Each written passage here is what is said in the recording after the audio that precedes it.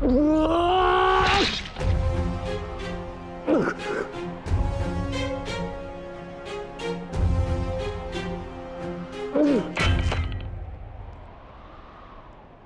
क्या ये आपका न्याय है? क्या इसीलिए आप मुझे मोरपंख हो जाने के लिए कह रहे थे? उत्तर दीजिए, उत्तर दीजिए, उत्तर दीजिए, उत्तर दीजिए,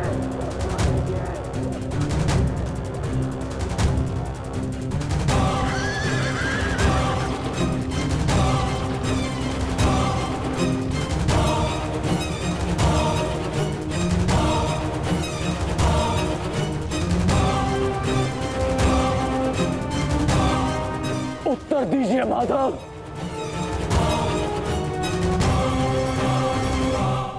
उत्तर बहुत लंबा है कर्ण,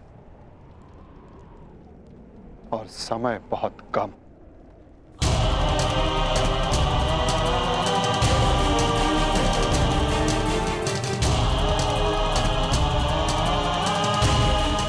परंतु अपने मित्र के प्रश्नों का उत्तर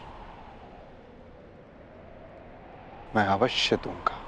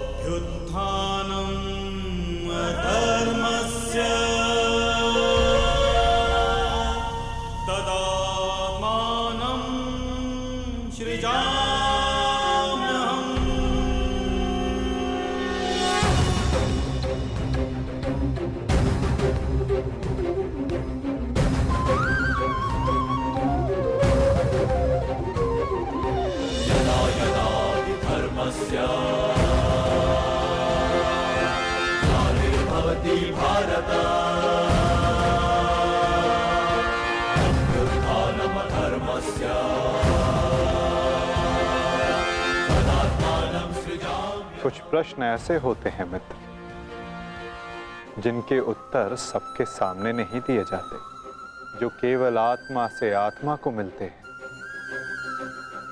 अब समय थम गया है, पूछो, क्या प्रश्न है तुम्हारे मन में?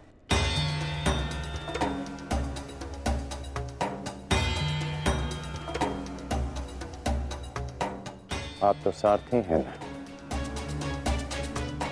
अपने रथी का मन पढ़ लेते हैं, तो पढ़ लीजिए।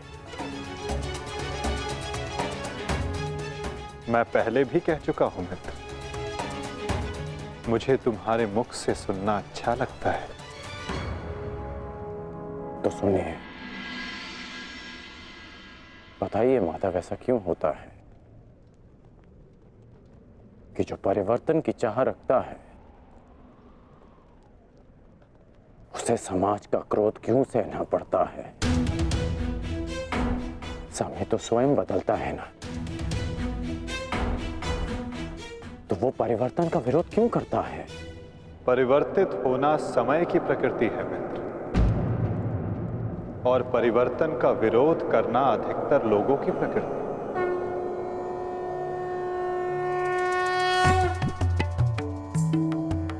परिवर्तन के कारण मनुष्य को अस्थिर होना पड़ता है, और यही अस्थिरता मनुष्य को पीड़ा देती है मित्र। इसी कारण समाज परिवर्तन के विरुद्ध खड़ा होता है। परिवर्तन करने वालों को पीड़ा देता है ताकि वो परिवर्तन के मार्ग से हट जाए। तो क्या इस विरोध के फलस्वरूप समाज को अधिकार है कि वो एक अबोध की हत्या करे? क्या दोष था मेरे भाई शून का? यही कि उसने वेद पाठ किया, उसके लिए उसके मुख में पिघला स्वर्ण भर दिया गया।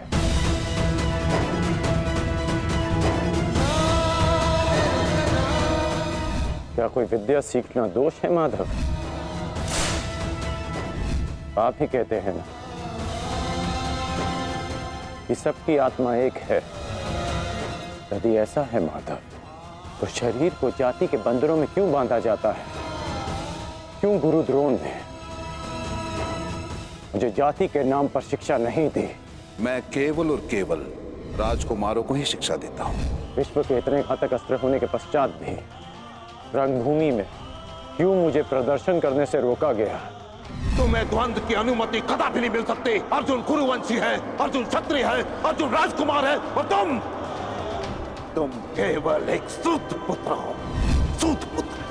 क्यों हर बार मेरे कौशल को सूत पुत्र कहकर दबा दिया जाता है?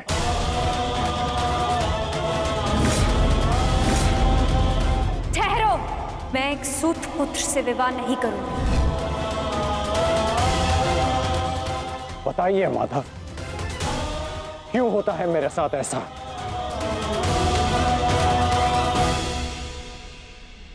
क्योंकि तुम विशेष थे कर्ण, क्योंकि भाग्य ने तुम्हें परिवर्तन के युद्ध का योद्धा चुना। और जो विशेष होते हैं उनकी परीक्षाएं भी विशेष होती हैं। जो अग्नि बुझाने का प्रयत्न करते हैं उनके हाथ भी जलते हैं मित्र। तपाया स्वर्ण को जाता है ताकि वो कुंदन बन सके, ना कि ताम्र या लौह को।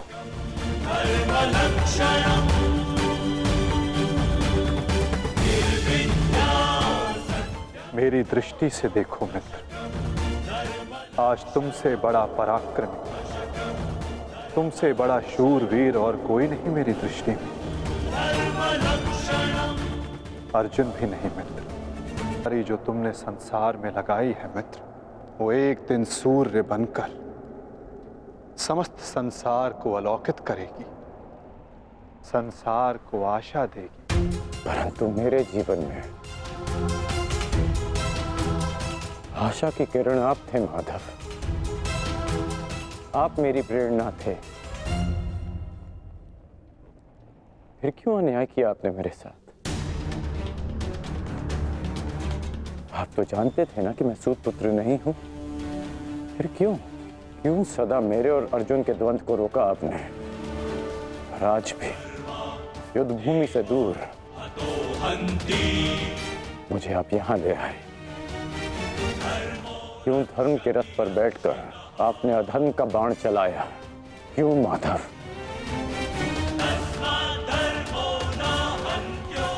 यदि आपको मेरे प्राण चाहिए थे तो सीधे कह देते माधव। मैं प्रसन्नता से अपना शीश काटकर थाली में आपको भेंट कर देता।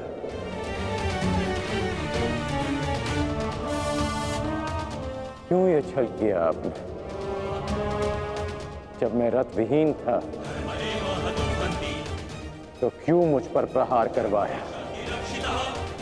क्या ये धर्म स्थापना है? क्या ये आपके अवतार का उद्देश्य है? बोलिए माधव।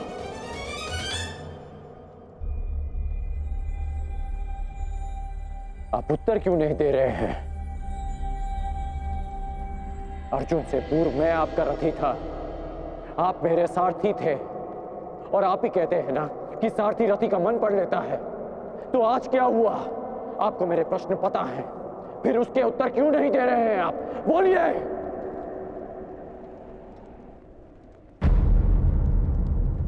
सारथी और रथी भिन्न कहाँ होते हैं राधे? वो दोनों तो एक अंग होते हैं। जब एक सारथी अपने रथी के मन में उठने वाले प्रश्नों को समझ जाता है, तो क्या रथी को अपने प्रश्नों का उत्तर अभी तक नहीं मिला? मैं परशुराम तुम्हें श्राप देता हूं। जिस समय तुम्हें इन दिव्यास्त्रों की सबसे अधिक आवश्यकता होगी, उस समय तुम इसके अनुसंधान की विधि भूल जाओगे। ब्रह्मास्त्र का आवाहन भूलने पर भी तुम्हें भान नहीं हुआ मित्र कि ये सब क्या है और क्यों हुआ?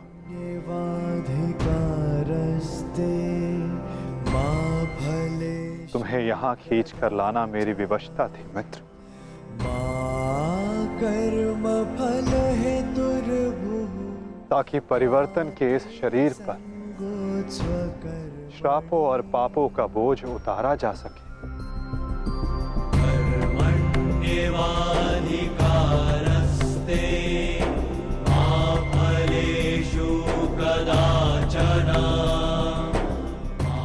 तुम्हारे रथ का चक्का पहली बार नहीं फंसा है कर्ण। स्मरण है पहली बार तुम्हारे रथ का चक्का कहां फंसा था?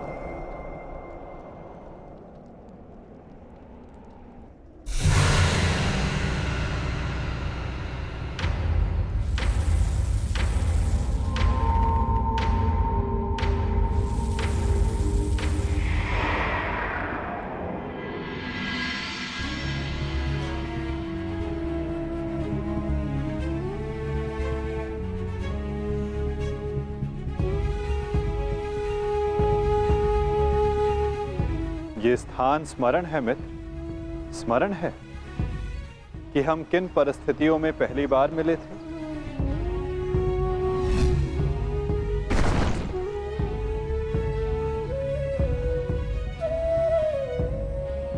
वर्तमान के कर्म भविष्य में फलदायी होते हैं अंगराज। कोई ऐसा कार्य मत करना कि भविष्य पीड़ादायी हो। कर्म मनुष्य के मार्ग चुनने से निश्चित होता है अंगराज। प्रश्न ये करना चाहिए कि मार्ग कौन सा चुना जाए, क्योंकि लक्ष्य उत्तम होने पर भी यदि मार्ग अनुचित हो तो लक्ष्य प्राप्ति असंभव है।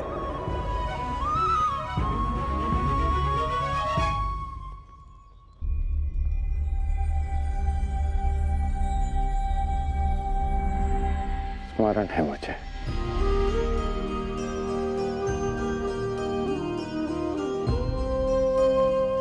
मैं प्रारब्ध बदलना चाहता था मित्र, किंतु दुर्भाग्य समय प्रबल है। तुम्हारे वचनों के कारण, श्रापों के कारण और पापों के कारण इस वर्तमान स्थिति में आना ही पड़ा कर्ण। वचन और श्राप, इन दोनों का बोझ मैं समझता हूं, परंतु पाप, मैंने कौन सा पाप किया माधव? परिवर्तन की चाह रखना, क्या ये पाप है? अपने गुरु के विश्राम को भंग न करना, क्या ये पाप है? अपने मित्र की सहायता करना, जिसने सदैव मुझे सहारा दिया, क्या ये पाप है?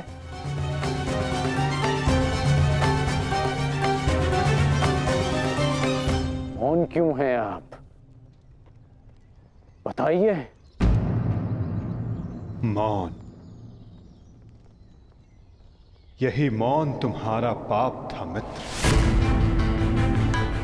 तुम्हारी चुप्पी तुम्हारा अपराध था। पांचाली के वस्त्र हरण पर तुम्हारे शस्त्रों का मौन रहना अपराध था मित्र।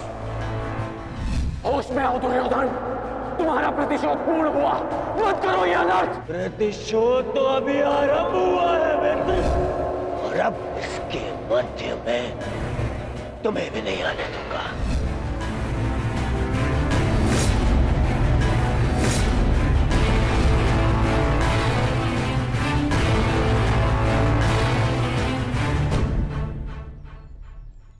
मनुष्यों से भूल होती है, स्वाभाविक है।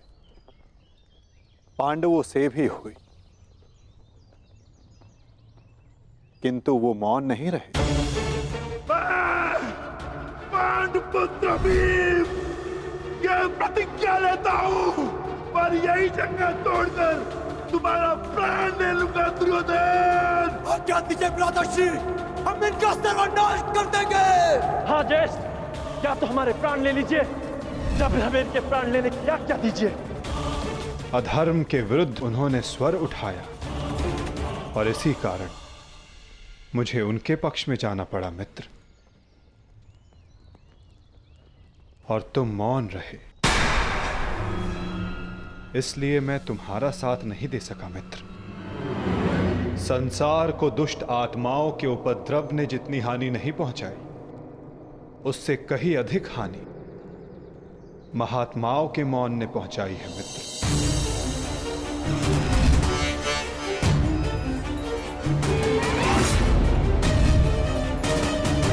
अभिमन्यु के वध पर तुम्हारा मौन पाप था मित्र।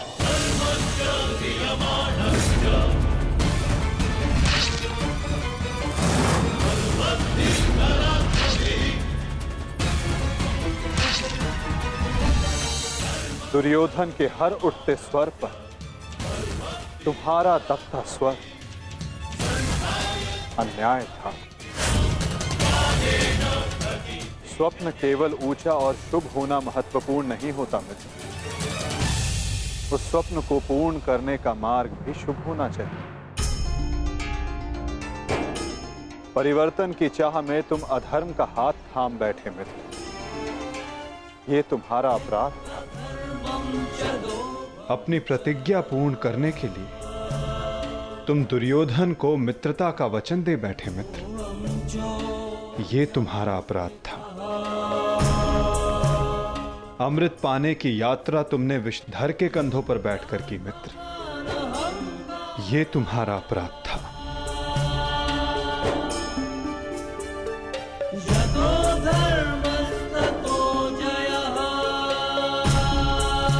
समय बहुत कम मनुष्यों को संकेत देता है कि उनका चुना गया मार्ग अनुचित है।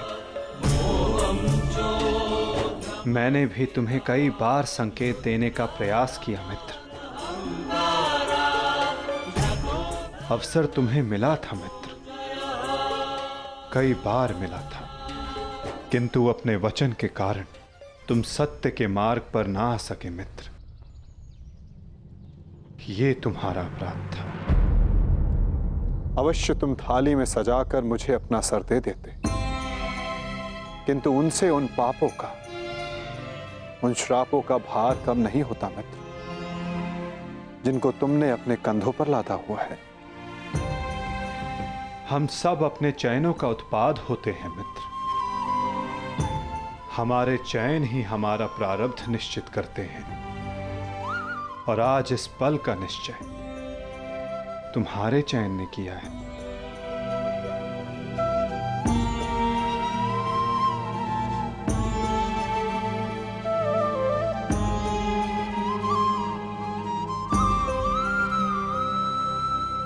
और मुझे देखो मित्र,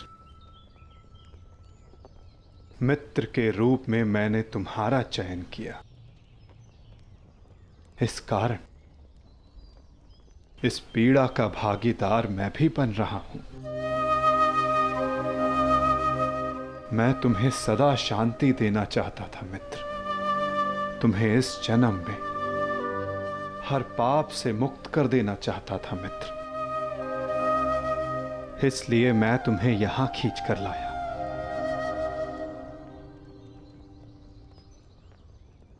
मुक्त हो जाओ मित्र, मुक्त हो जाओ कर्ण।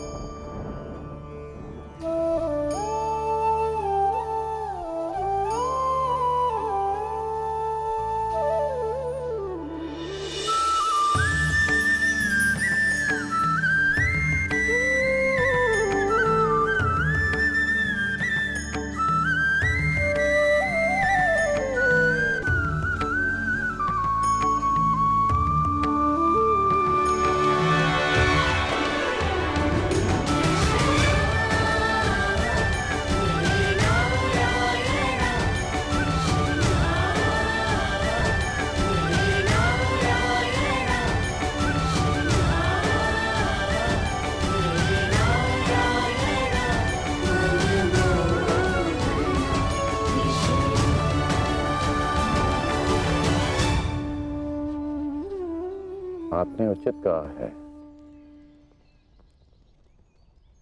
कि हम सब अपने चयन का उत्पाद हैं।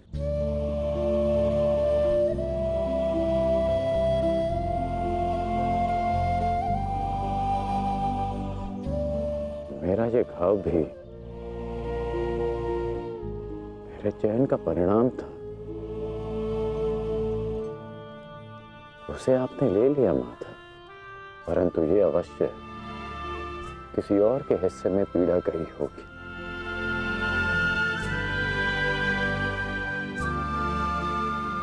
ये पीड़ा किसके हिस्से में गई होगी माता? उसे जो नहीं चाहता कि किसी और को पीड़ा सहनी पड़े। पीड़ा को टाला नहीं जा सकता मित्र, किंतु बांटा अवश्य जा सकता है। एक मित्र ही मित्र की पीड़ा बांटता है।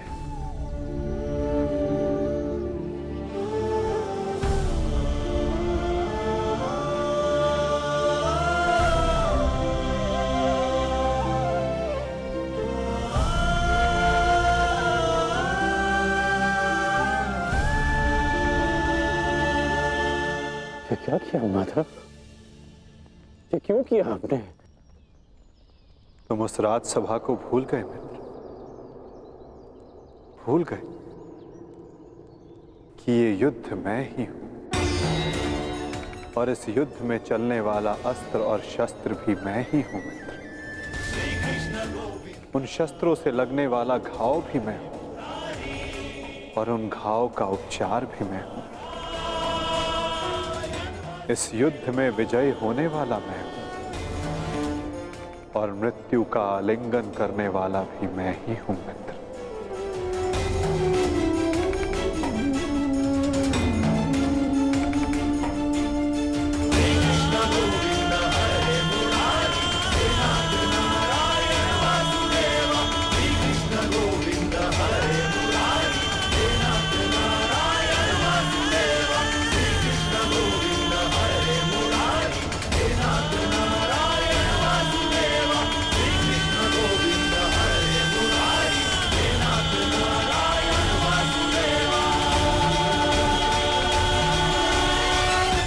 हम दोनों मित्र हैं।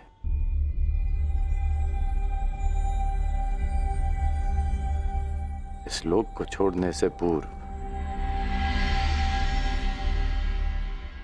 मैं अपनी पीड़ा अपने मित्र को नहीं दे सकता।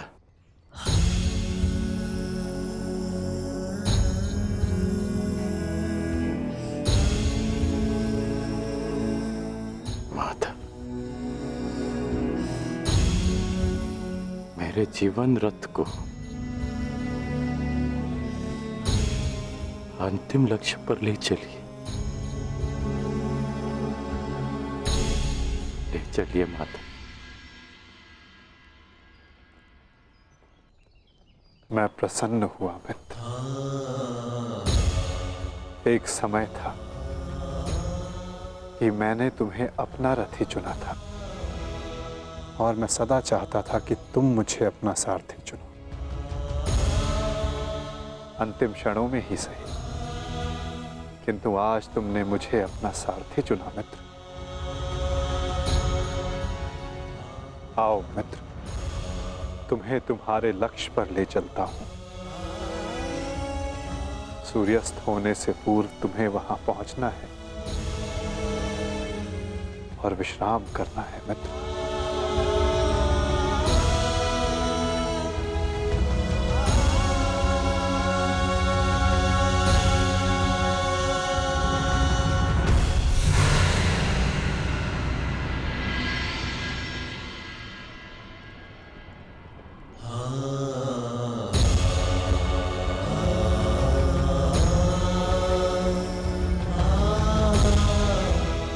अपने चयन की नियति स्वीकार करने को सज्ज हो जाओ मित्र।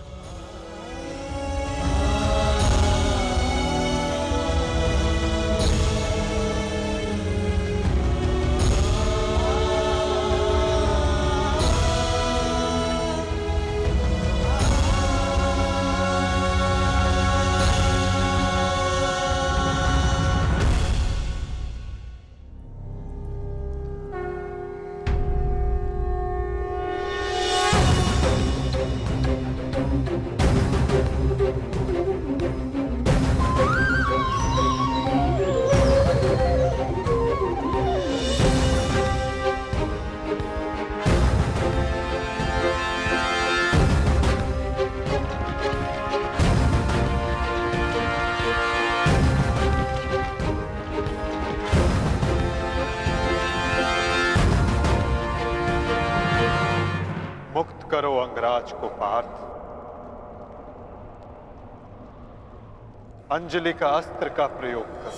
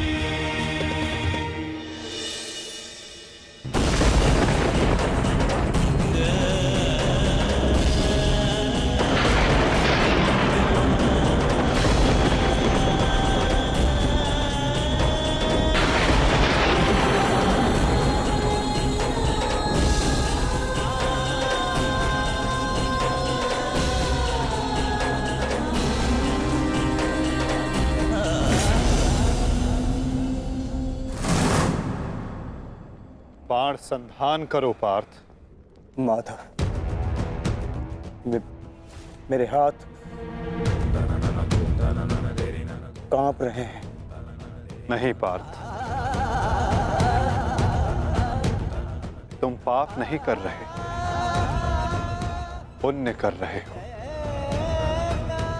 तुम एक सदात्मा को उसके भार से मुक्त कर रहे हो।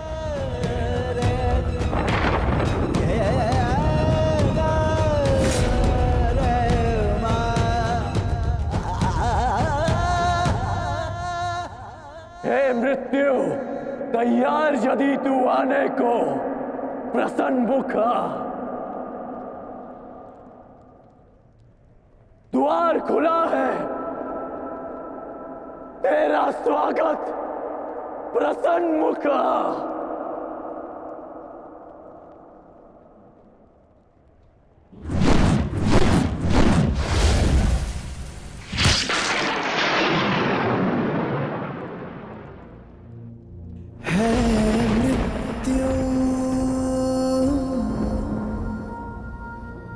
तैयार यदि तुम आने को,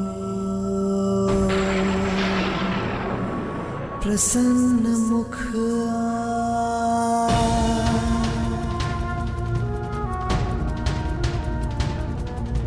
द्वार खुला है, तेरा स्वागत वीर खड़ा द्वारे अभयागत। द्वार खुला है, तेरा स्वागत वीर खड़ा।